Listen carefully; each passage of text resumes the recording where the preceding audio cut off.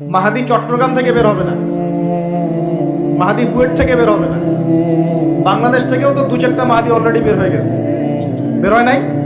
আর মাহাদি আরবি ভাষায় কথা বলবে। কি ভাষায় কথা বলবে? পাঞ্জাবি ভাষায় কথা বলবে না। আমাদের পাঞ্জাব থেকে একটা মাহাদি বের হয়েছিল ইংরেজদের সময়, ব্রিটিশ আমলে। সে বলেছে আমি মাহাদি, আমি ঈসা, নাউজুবিল্লাহ। পরে দাবি করেছে সেই নবী। আর বাংলার মাটিতে এদের দাওয়াত এখন খুব জোরে জোরে চলছে। নাম দিয়েছে আহমেদিয়া মুসলিম জামাত, নাম শুনেছেন নাকি? তাদের এই নেতা দাবি করেছিল সে মাহাদি, সেই ঈসা, নাউজুবিল্লাহ। তো মাহাদি আরবি ভাষায় কথা বলবে ভাই। আর মাহাদি হবেন আরব মায়ের সন্তান, পাঞ্জাবি মায়ের সন্তান না। পাঞ্জাবি ভাষায় কথা বলবে না, বাংলা ভাষায় কথা বলবে না। তিনি মদিনা থেকে আসবেন। কোত্থেকে? তিনি দায়িত্ব নিতে চাইবেন না, বরং পালিয়ে আসবেন মক্কায়। মানুষ তাকে জোর করে দায়িত্ব দিবে। আপনারা যারা হজ করেছেন, কাবা ঘরের এই যে তাওয়াফ করেছেন, মাশাআল্লাহ, তাওয়াফ এবং এই যে আপনার মাকামে ইব্রাহিম, এর মাঝখানে ইমাম মাহাদিকে তারা পেয়ে যাবে এবং সেখানে তার হাতে বায়াত নেওয়া হবে এবং তিনি মুসলিমদেরকে ঐক্যবদ্ধ করে এই জুলুমের এগেইনস্টে যুদ্ধ করবেন ইনশাআল্লাহ। বিশ্ব এখন অনেক কিছু দেখা বাকি আছে, হতাশ হবেন না। বিশ্বে এখন অনেক কিছু ঘটা বাকি আছে। মহামারী হয়েছে, জালজালা হবে, আল্লাহ পাকের আযাব গজবগুলো আসবে, নৈতিকতার অবক্ষয় হবে, জুলুম বাড়বে, ঘরে ঘরে ফিতনা ছড়িয়ে পড়বে। এর মধ্যেও আসহাবুল কাহফের মতো কিছু মানুষ ঈমানও ধরে রাখবে ইনশাআল্লাহ। আল্লাহ পাক যাদেরকে দিয়ে কাজ নেবেন, আল্লাহ পাক তাদেরকে তৈরি করবেন। নতুন প্রজন্ম আল্লাহ পাক নিয়ে আসবেন। কোরআনকে কেউ মিটিয়ে ফেলতে পারবে না, সুন্নতকে কেউ মিটিয়ে ফেলতে পারবে না। এটা পৃথিবীতে থাকবেই ইনশাআল্লাহ। প্রত্যেক দেশে দেশে, জেলায়, থানায়, প্রত্যেকটা জায়গায় আল্লাহ ভীরু কিছু মানুষ থাকবে ইনশাআল্লাহ। আল্লাহ পাক তাদের অন্তরের মধ্যে গায়েবী একটা মিল বন্ধন দিয়ে দিবে ইনশাআল্লাহ। এভাবে চলতে থাকবে সময়। যখন ইমামুল মাহদী আসবেন, তখন বিশ্বে যুদ্ধ বিগ্রহ চলতে থাকবে, অনেক ব্যাপক যুদ্ধ চলতে থাকবে। তখন ইমামুল মাহদী মুসলিমদেরকে নিয়ে এই যে জালেম শক্তির বিরুদ্ধে যুদ্ধ করে ওই জায়গা স্বাধীন করবে ইনশাআল্লাহ। কিন্তু তারপরেও দাজ্জালকে হত্যা করা যাবে না। দাজ্জাল খুবই শক্তিশালী হবে এবং তার অনুসারীরা হবে প্রচন্ড শক্তিশালী। তখন আল্লাহ রাব্বুল আলামিন এই মিথ্যা মাসিহকে মেরে ফেলার জন্য আল্লাহ পাক আসমান থেকে সত্য মাসিহ ঈসা আলাইহিস সালামকে আবার পাঠাবেন, বলেন সুবহানাল্লাহ। আল্লাহ রাব্বুল আলামিন সূরা মাঈদার মধ্যে বলেছেন, তারা তাকে হত্যাও করে নাই, ক্রুশবিদ্ধও করে নাই, বাল রাফাআহু আল্লাহু ইলাইহি, বরং আল্লাহ পাক তাকে তার দিকে উঠিয়ে নিয়েছেন, সুবহানাল্লাহ। তিনি কোথায় আসবেন? তিনি সিরিয়াতে নামবেন। কোথায়? সিরিয়ায়। এই যে টার্কি এবং সিরিয়ার জায়গায় যেখানে ভূমিকম্প হলো, সবাই তুরস্ক নিয়ে অনেক বেশি ব্যস্ত, কিন্তু সিরিয়াতে কিন্তু অনেক ক্ষতি হয়েছে। এদিকে মানুষ দেখছে না। আর সিরিয়ার মানুষদের কি যে দুর্ভোগ, কি যে দুর্দশা, এটা দেখার জন্য শুধু আল্লাহই আছেন, আমরা কেউই নাই। এটা দেখার জন্য শুধু আল্লাহ আছেন, আর কেউ নাই পাশে। এই 12-14 বছরের যুদ্ধ বিগ্রহে যা হয়েছে সিরিয়ার অবস্থা, ওইটাকে খেলার মাঠ পেয়েছে পশ্চিমারা। এই মাঠের মধ্যে তুরস্কও ঢুকে গিয়েছিল। এটাও একটা শাস্তি হতে পারে। ন্যাটোর সাথে ঢুকে সেও এখানে হামলা চালিয়েছে, এটাও হতে পারে, আল্লাহ ভালো জানেন। সিরিয়ার মাসলুম শিশুদেরকে আকাশের নিচে রাত কাটাতে হয়, 3 দিনে একবার খাবার পায় তারা। একই অবস্থা ইয়েমেনেও আছে। ইয়েমেনে যে বলা হয় যে 5 থেকে 6 লক্ষ মানুষ মারা গেছে বিগত গৃহযুদ্ধে 2010 সাল থেকে। আর সেখানে যতজন মানুষ মারা গেছে তার মধ্যে 60% হচ্ছে বাচ্চা। তো এই বাচ্চাদের কি দোষ ছিল? তারা কি জানতো শিয়া কাকে বলে, সুন্নি কাকে বলে? তারা কি জানে দুনিয়া কি, আখেরাত কি? তারা কি জানে কোনটা হক কোনটা বাতিল? তারা তো জানে যে মায়ের বুকের দুধ খেতে হয়, দুধের বাচ্চাগুলো দুধ পায় না, মায়েরা দুধ দিতে পারে না, খাবার নাই, দুর্ভিক্ষ। এই সংকটের জন্য কে দায়ী? আল্লাহ না মানুষ? কে দায়ী? যাহারাল ফাসাদু ফিল বাররি ওয়াল বাহরি বিমা কাসাবাত আইদিন নাস। আল্লাহ পাক বলছেন, জলে স্থলে যে বিপর্যয়গুলো ছড়িয়ে পড়েছে, এগুলো মানুষের হাতের কামাই। কার হাতের কামাই? মানুষের হাতের কামাই। একই অবস্থা ইরাকেও ছিল, মনে আছে? সাদ্দাম হোসেনের কাছে পারমাণবিক অস্ত্র আছে বলে কত নাকি করা হলো, করে লক্ষ লক্ষ মানুষকে মেরে ফেলা হলো।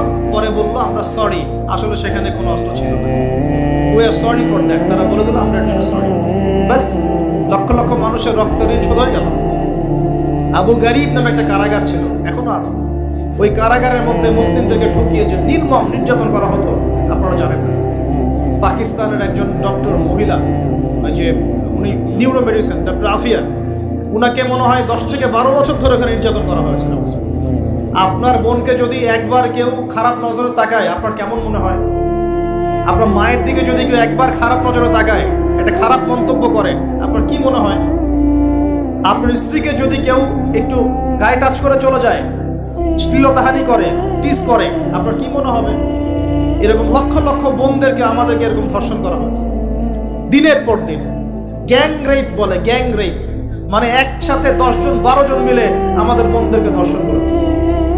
মুসলিমরা তো বললাম না, মুসলিমরা পড়ে আছে, ওঠেন বসেন নেই, মজা ট্রল এগুলো নেই। সারা বিশ্বে যা হচ্ছে মুসলিমদের সাথে, যদি আমরা সত্যি জানতাম, শান্তিতে ঘুমাতেই পারতাম, আমাদের ঘুম উড়ে যেত চোখ থেকে। বেশি বললেও সমস্যা, বেশি করলেও সমস্যা, কাকেই বলবো, কে বা বুঝবে? দেখা যায় এমন অনেক সময় হয়েছে, অনেক ভালো ভালো নেতা সমাজে এসেছে, আসার পরে জনগণকে বুঝিয়েছে, জনগণ বলেছে ঠিক আমরা তোমার সাথে আছি। যেই সেই নেতার উপর কোনো বিপদ এসেছে, জনগণ নাই, কাকে নিয়ে কি করবে না, কার সামনেই বা কি বলবো? আমাদের প্রত্যেকটা জেলা বলেন, থানা বলেন, দেশ বলেন, আনাচে কানাচে নিবেদিত প্রাণ মুসলিম ভাই তৈরি করবে, যারা কাজের মানুষ, ঝোঁকে চলে না, আবেগে চলে না, ইস্যু পাগল না, আবেগে চলে না, কাজের অ্যাক্টিভ কিছু মানুষ দরকার, যারা শিক্ষিত, এডুকেটেড, যারা পরিস্থিতি বোঝে, যারা হিকমা বোঝে, যারা নিবেদিত প্রাণ, যারা অর্থ কোরবানি করার মানসিকতা রাখে, শিক্ষা প্রতিষ্ঠান গড়ে তোলে, সোশ্যাল ওয়ার্ক করে, একটা জনসংযোগ যারা গঠন করতে পারে, এমন কিছু মানুষের নেতা আল্লাহ আমাদেরকে দান করুন বলে আমি। এভাবে একদিনের মাহফিল বলেন আর ওই ইস্যু পাগল কোন ইস্যু নিয়ে লাফালাফি করে উম্মার বিজয় হবে না। আমাদের সবাইকে যার যার জায়গা থেকে কনস্ট্রাকটিভ কাজ করতে হবে, সবাইকে এফোর্ট দিতে হবে। শুধু একজন দায়ীর দায়িত্ব না, একজন আলেমের দায়িত্ব না, আপনারও দায়িত্ব আছে। তো আপনার দায়িত্বটা আপনি ঠিক মতো পালন করেন না কেন? নামাজ আপনার দায়িত্ব, কোরআন তেলাওয়াত করা শেখা আপনার দায়িত্ব, দিনের জ্ঞান শেখা আপনার দায়িত্ব, জ্ঞান প্রচার করা আপনার দায়িত্ব, আদর্শ পরিবারটা গড়া আপনার দায়িত্ব, হালাল খাওয়া আপনার দায়িত্ব, উম্মাকে নিয়ে ফিকির করা তো আপনারও দায়িত্ব। উম্মা কি শুধু আমার, আপনার নয়? উম্মা কি শুধু আলেমদের, আপনাদের নয়? তাহলে আমরা কি সবাই শুধু কয়েকজন মানুষের ঘাড়ে দায়িত্ব চাপিয়ে দিয়ে চলে যাব? এই সমস্যা হচ্ছে আমাদের সমাজে। বিশ্বাস করেন, যদি সবাই একসাথে ঐক্যবদ্ধভাবে ঈমান ধরে রাখতে পারতাম, কোনোদিনও কোনো জালেমের সামনে আমাদেরকে মাথা নত করতে হতো। আমাদের মধ্যে ঐক্য নাই, বাস্তবতা হচ্ছে এটা, আমাদের মধ্যে কোনো ঐক্য নাই। যেটা আছে সেটা প্রয়োজনের তুলনায় নিতান্তই অল্প। এক ভাইকে মারলে আরেক ভাই মিষ্টি বিতরণ করে, একজনের উপর জুলুম আসলে আরেকজন খুশি হয়, মিলাদ দেয়। একজনকে সামান্য একটা ইস্যু থাকার না থাক, ইস্যু থাকলে তো কথাই নাই, না থাকলেও জোর করে টেনে বের করবে, করার পরে সারা দেশে একদম মান সম্মান হানি না করলে ঘুম হয় না। এই হলো অবস্থা আমাদের। তো এরা কি মনে করছে যে বিপদ আপদ শুধু এক শ্রেণীর মানুষের উপরেই আসবে? জি না। যখন আল্লাহ পাকের আযাব আসে, দেখলেন না, আল্লাহর যখন আযাব আসে তখন ভালো খারাপ কারো উপর কাউকে আল্লাহ পাক ছাড়বে না, সবগুলোকে ধ্বংস করবে। আল্লাহ পাক সূরা কোরআনেও বলেছেন, ওয়াত্তাকু ফিতনাতান লা তুসিবান্নাল্লাযীনা যালামু মিনকুম খাসসা, তোমরা সেই ফিতনাকে ভয় করো, আল্লাহর সেই পরীক্ষাকে ভয় করো, যা শুধু জালেমদের উপর খাস করে আসবে না, সবার উপরে আসবে। যদি আসমানি গজব, জমিনের বালা আসে, শুধুমাত্র খারাপ ব্যক্তিদেরকে দেখে আসবে না, বরং সবার উপরেই চলে আসবে। আল্লাহ পাক আমাদেরকে বোঝার তৌফিক দান করুন। নবী সাল্লাল্লাহু আলাইহি ওয়াসাল্লাম একদিন ঘুম থেকে উঠে বলছেন, লা ইলাহা ইল্লাল্লাহ, লা ইলাহা ইল্লাল্লাহ, ওয়াইলুল লিল আরাব মিন শাররি ক্বাদ ইখতারাব। তখন যায়েনাব বিনতে জাহাশ রাদিয়াল্লাহু আনহা বলছেন, ইয়া রাসূলুল্লাহ, আনুহলিকু ওয়া ফিনা সালিহুন, আমাদের মধ্যে সৎ মানুষ থাকা সত্ত্বেও কি আমরা ধ্বংস হয়ে যাব? তখন নবীজি বলছেন, নাম, অবশ্যই ধ্বংস হবে। ইযা কাসরাতুল খাবাস, যখন অশ্লীলতা ছড়িয়ে পড়বে তখন আলেম জালেম সব ধ্বংস হয়ে যাবে। আল্লাহ পাক আমাদের সবাইকে হেফাজত করুন বলি আমিন। সামাজিক প্রতিরোধ করে তোলেন, অন্যায়ের বিরুদ্ধে প্রতিবাদ করা শিখেন, সৎ কাজে আদেশ করেন, অন্যায় কাজে নিষেধ করেন, নিজের ব্যক্তিত্ব বজায় রাখেন, ইসলামকে হাসি ঠাট্টার পাত্র বানাবেন না, যার যার দায়িত্ব তার তার জায়গা থেকে পালন করেন। আপোষের মধ্যে অনেক রকম মতভেদ থাকতে পারে, সমস্ত মতভেদ ভুলেও আমরা এক জাতি চাই, সমস্ত মতভেদ ভুলে আমরা এক জাতি চাই। মনে করেন আমি সঠিক বিষয়ের উপর ছিলাম, সঠিক বিষয় থাকার পরেও মানুষ আমাকে খুব গালিগালাজ করলো, তারপরেও যারা আমাকে গালিগালাজ করেছে উম্মার ঐক্যের স্বার্থে তাদের সাথে বসতেও রাজি আছে।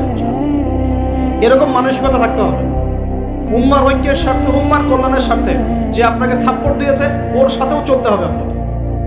কারণ উম্মা সবচেয়ে বড় বিষয়, আমার ব্যক্তি স্বার্থ বড় বিষয় না।